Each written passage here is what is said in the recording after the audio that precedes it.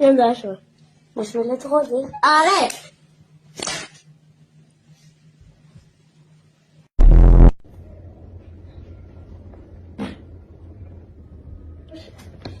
چورتو میام با چاقو میبرم ها. این نمیذاره تو بینام این داره گوز میکنه. اعوذ برب الناس ملك الناس اله الناس من شر الوسواس الخناس. شعر انبازی. کودکی با کاغذ قایق کوچک